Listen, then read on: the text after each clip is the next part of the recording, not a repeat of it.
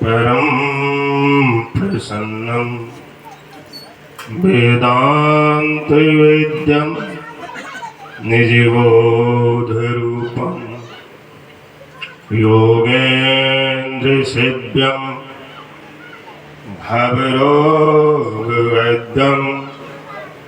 श्री सद्गुरुं नित्यमहं नमामि। ध्यानमूलं गुरुमूर्ति पूजामूलं गुरुपदं मंत्रमूलं गुरुर्वाक्यं मोक्षमूलं गुरुकृपा।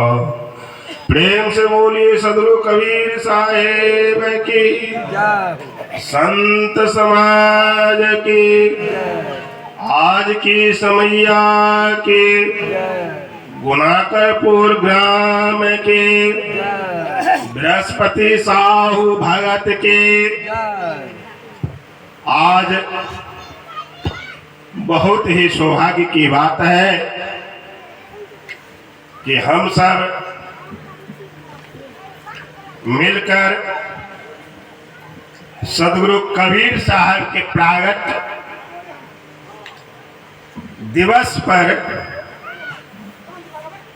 सद्गुरु के साकार रूप में गुनाकरपुर ग्राम, गुनाकरपुर के धरती पर स्थापित किए हैं। ये बहुत सौभाग्य की बात है, कारण कि इसी ज्येष्ठ पूर्णिमा के दिन काशी लहर तालाब में सद्गुरु कबीर साहेब कमल के फूल पर प्रकट हुए थे। वहां भी विशाल मंदिर है, वहां सद्गुरु कबीर साहब का काशी लहर तालाब प्रागट धाम में।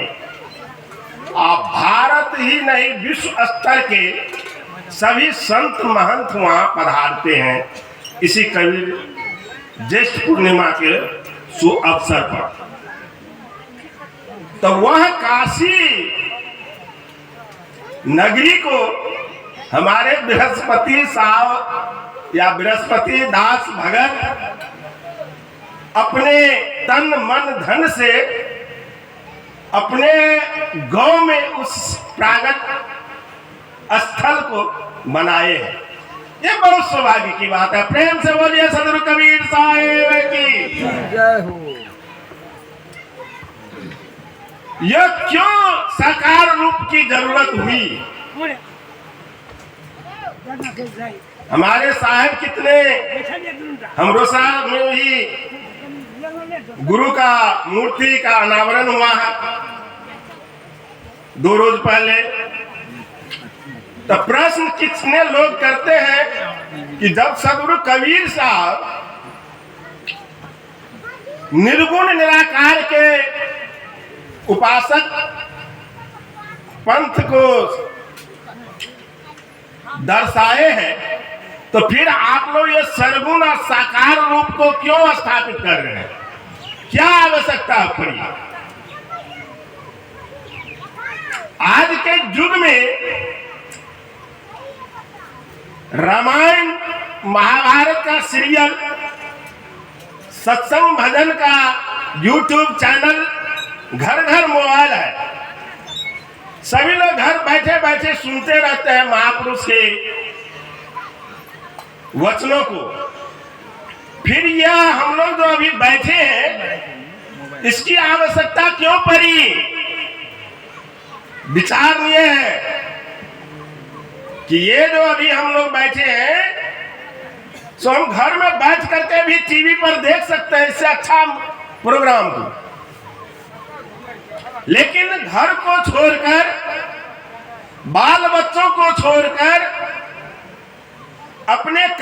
को छोड़कर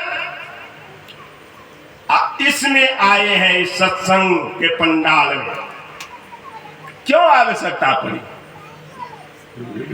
क्या कारण है? इसलिए हम लोग आए हैं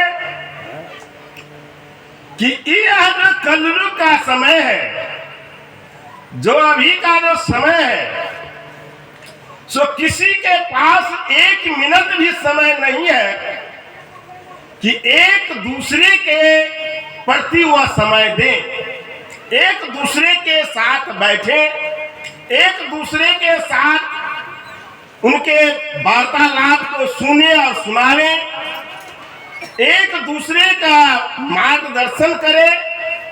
दूसरा तो छोड़ दीजिए, माता पिता को स्वयं फुर्सत नहीं है कि अपने बच्चों को भी 10 मिनट बैठ करके अपने बच्चों से बात करे। यदि बड़ा है तो अपने पुतों से बात करे, अपने पुतों को फुर्सत नहीं है कि अपने सासू से बात करे, बेटा को नहीं फुर्सत है कि अपने पिता से बात करे, अब पिता को फुर्सत नहीं है कि अपने बेटा से बात करे। परिवार से तो बात दूर है, भाई भाई से बात तो दूर है। सारी चीजों को यह जो अभी का समय है समेटता चला जा रहा है, और समेटते समेटते समेटते समेटते आपको वहीं ले जा रहा है जहां सूक्ष्म कण है आपके अंदर, जो विराजमान है, जो निर्गुण निराकार रूप में आप अनुभव कर सकते हैं। वह अदृश्य वस्तु है, वह दृश्य नहीं है। वह अदृश्य जो आपके अंदर विराजमान है, जिसको आप अपने मन से उसको ईश्वर का अंश कहिए, जिसको शास्त्रों ने कहा कि ईश्वर अंश जीव अविनाशी, चेतन अमल सहज सुख राशि, जिसको कहा सब घट मेरी साइयां, सुनी सेज न कोई, बलिहारी वाहि घट के जा घट प्रगट हुए। ऐसे जो सूक्ष्म से सूक्ष्म, ऐसे जो निराकार है, उसको हम लोग कहते हैं आत्मा। आत्मा जो चिंतन करेंगे संसार में, वह आत्मा का सिर्फ आप अनुभव कर सकते हैं। अंदर में आत्मा है, लेकिन उसका चिंतन हम लोग नहीं कर पाते हैं। हम लोग चिंतन क्या करते हैं? धन का चिंतन करते हैं। हम लोग चिंतन क्या करते हैं? पूरे संसार के पद प्रतिष्ठा का चिंतन करते हैं, सगे संबंधियों का चिंतन करते हैं, असार वस्तुओं का चिंतन करते हैं, सार वस्तु का चिंतन नहीं कर पाते हैं। इसका कारण है कि संगत से दूर रहना। क्योंकि हमारे संतों ने कहे हैं कि संगत से गुण आत है, संगत से गुण जात। तो आप संगत कीजिएगा, मोबाइल का गुण आएगा क्या? आत्मा का। संगत कीजिएगा आप चोर का, गुण आएगा साधु का। संगत कीजिएगा आप धनवान का, आप संगत कीजिएगा मूर्खों का, संगत कीजिएगा लोभी का, संगत कीजिएगा कामी क्रोधी का। तो क्या आपके अंदर सत्य का साथ होगा?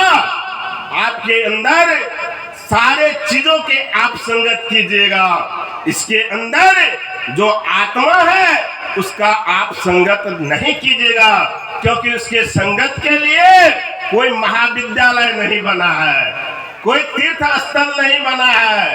तीर्थ स्थल बना है, उस तीर्थ में आप जाइए, दृश्य रूप में आप गंगा में जाइए, स्नान कीजिए, मन पवित्र तन पवित्र होगा। आप जो है मंदिर में जाइए, सर झुकाइए, आपका मन पवित्र होगा। लेकिन आपके अंदर जो आत्म चिंतन है उसको आप जानना चाहते हैं तो इस सत्संग में आना पड़ेगा, इस सत्संग का आयोजन करना पड़ेगा, सत्संग में बैठना पड़ेगा। क्योंकि बिन सत्संग विवेक न होई, राम कृपा बिनु सुलभ न सोई। वह जो सत्संग है, जो इसके बिना हम लोग के अंदर जो नीर छीर का विवेक करते हैं, अच्छा बुरा का विवेक करते हैं, हम लोग सत्य असत्य का विवेक करते हैं, हम लोग गलत सही का विवेक करते हैं, हम लोग माता पिता सास ससुर का विवेक करते हैं, हम लोग पुत्र और पुत्री के विवेक करते हैं, ज्ञान करते हैं, अंतर समझते हैं, उनके पद और प्रतिष्ठा को समझते हैं। गुरु शिष्य के परंपरा को जानने के लिए हमको इस सत्संग की आवश्यकता पड़ी। इसीलिए यह बृहस्पति साहब, यह बृहस्पति संत इस गुनाकरपुर में साकार रूप में कबीर साहब को प्रकट करके इस सत्संग का आयोजन किए और हम लोग उसमें भाग ले रहे हैं, स्नान कर रहे हैं, अपने आप को धन समझ रहे हैं। प्रेम से बोलिए संत भगवान की। यह मनुष्य का परम कर्तव्य। मैं अधिक नहीं, मैं आप लोगों के बीच में एक ही चीज कहना चाहता हूं कि जीवन में इस कलयुग में कुछ हो ना हो, दो चीज होगा, दो चीज आपके पास होगा, दुख और सुख। धनिक या गरीब, मूर्ख या काबिल, औरत या मर्द, बच्चे या बूढ़े, होगा ना, होगा। लेकिन दोनों चीज से ऊपर उठने के लिए आत्मचिंतन की जरूरत है, आत्म मंथन की जरूरत है, आत्मबल की जरूरत है, आत्मबोध की जरूरत है।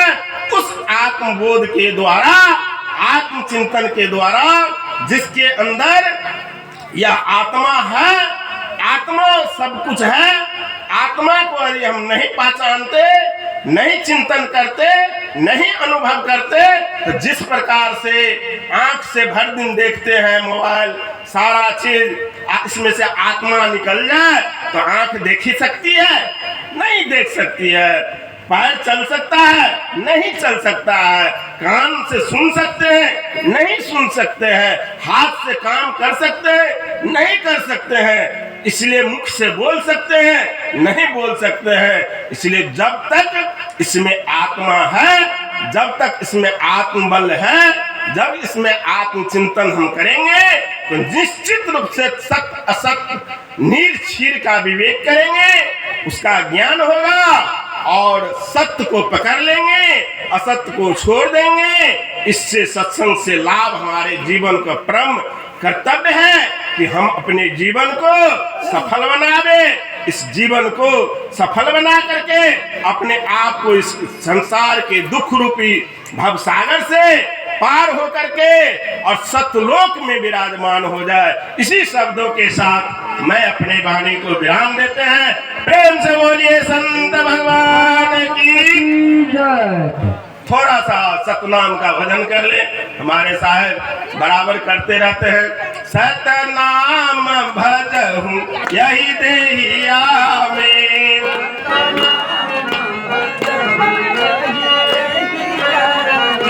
यही देहिया में, यही जिंदगी में,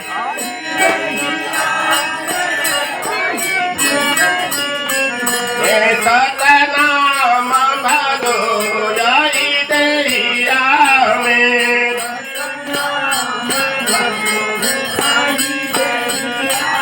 कैसे? जैसे आकाश में तारा रमतु है,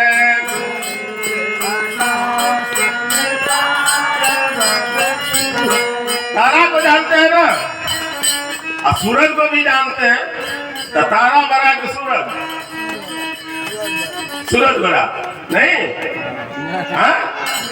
दिखाई पड़ रहा है सूरज बड़ा, लेकिन 1000 सूरज को एक जगह कर दीजिएगा एक तारा के बराबर है।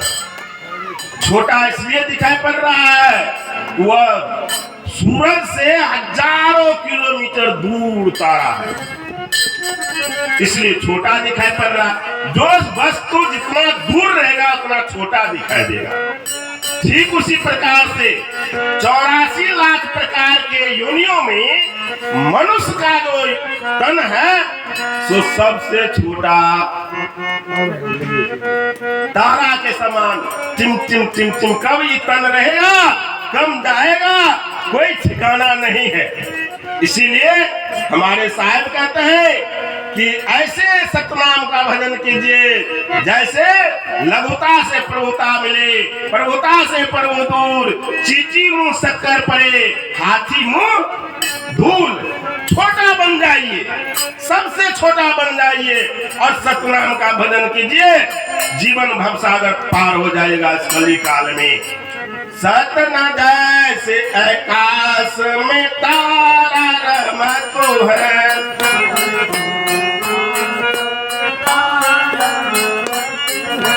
वैसे रमहू यही देहिया में साहिब,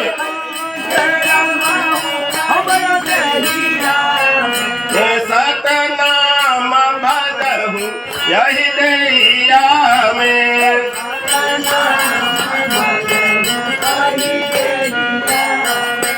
जैसे जल बीच मीन रहमत है,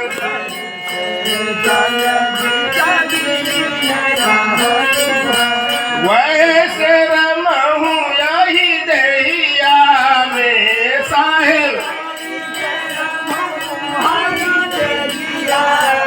जानते हैं ना मीन माने मछली?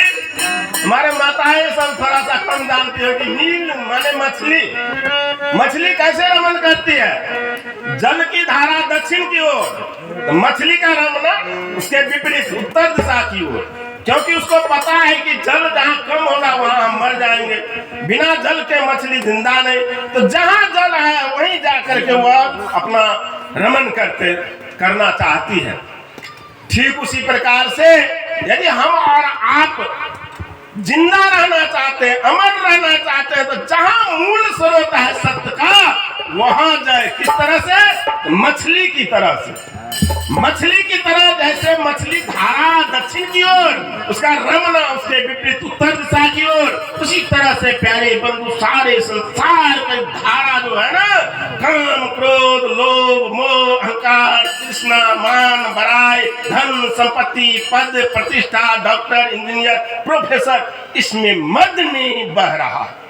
इसके विपरीत हमारे साहब कहते हैं दया गरीबी बंदगी समता शील विचार अंदर से रख करके यदि हम सतनाम का भजन करते हैं तो भव सागर से पार हो जाते हैं। प्रेम से बोलिए संत भगवान की जय। से जल बीच मीन रहमत है,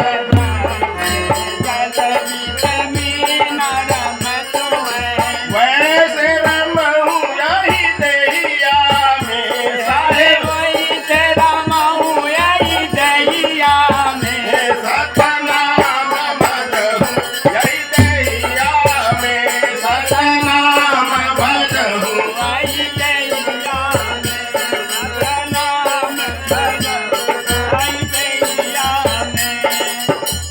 सर्वे भवन्तु सुखिनः, सर्वे सन्तु निरामया, सर्वे भद्राणि पश्यन्तु मा कश्चित् दुःख भाग् भवेत्। प्रेम से बोलिए संत भगवान की, सद्गुरु कबीर साहिब की, साहिब बंदगी।